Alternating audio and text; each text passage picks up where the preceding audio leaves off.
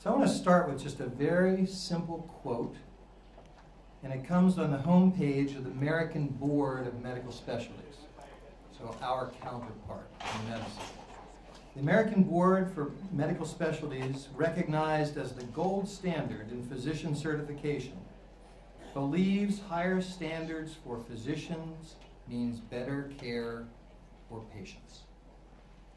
We will be crafting our version of that statement for the homepage of the National Board for Professional Teaching Standards.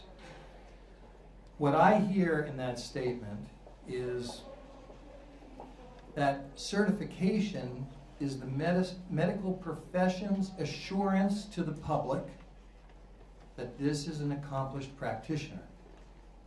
And since they believe that certified physicians make a difference in patient care, you must conclude only one thing. You have to have as many board-certified physicians as possible. That's how it works. The medical profession has become, I think we'd all agree, the epitome of the definition of a profession.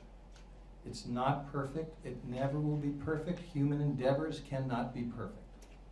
But medicine is as good as it gets. And in 1987, when the founders of the National Board came together to create this organization, they had in mind the medical model. People knew what medicine had done throughout the 20th century to become what it is today. And if you've looked at any of the history, 100 years ago, medicine was not the epitome of a profession. Conscious decisions were made. And it was a lot of work over decades. We created standards, profession-based and determined standards in 25 different areas of teaching. We created a very good process for certifying when teachers meet those standards. It's not perfect. We're trying to make it better. We're always trying to make it better. But you won't find a better process out there now that will certify, that will show you when a teacher is highly accomplished.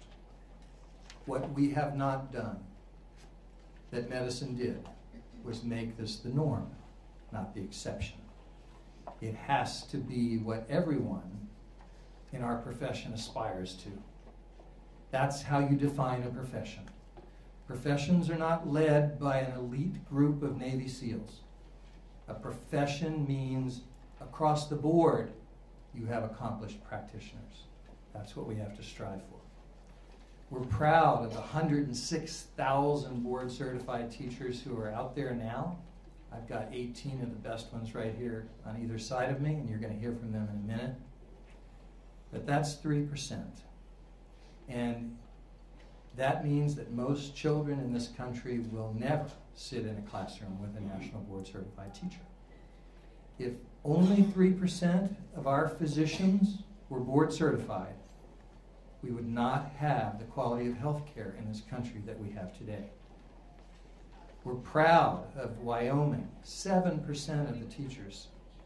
Mary has bigger aspirations for that. She's only about growing that number. And the board-certified teachers in the state of Wyoming are helping to do that. What we want to talk with the members of the House and the Senate who have lived this experience themselves as physicians, we think that they are in a great position to understand what we're trying to do to help teaching get to the same place. No one talks about this work better than board-certified teachers, and I'd like to turn to some of them now.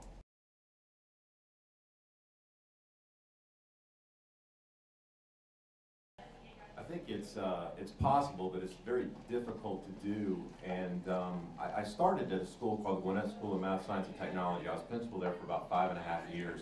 And the reason it was difficult to do is because there's no real common thread to drive instruction. And one of the things I noticed as I became more involved in observing teachers is you've heard about variance across the country, but there's so much variance within a school. And part of what National Boards has helped me to do is create that common thread of knowledge in that smaller school that started out with about 175 students and grew to about 1,000 students, and it's centered on STEM. And what it did is that common thread of knowledge allowed the teachers to be reflective. But it was more than just really following along a lesson plan. It was a paradigm shift for them. And I really think that's what National Board can do, is it provides a framework, it provides a structure where your mind really switches and it changes.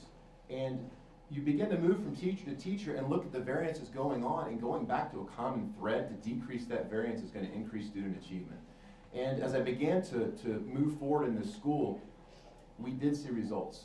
Our school was ranked number one in Georgia by Newsweek World Report, and was also ranked number 3 in the nation. So our school had shown some significant improvement and growth. Harvard did a strategic data project back in 2012 in Gwinnett County Public Schools, and also showed that National Board teachers, those students were outperforming the students of teachers that were non-National Board certified.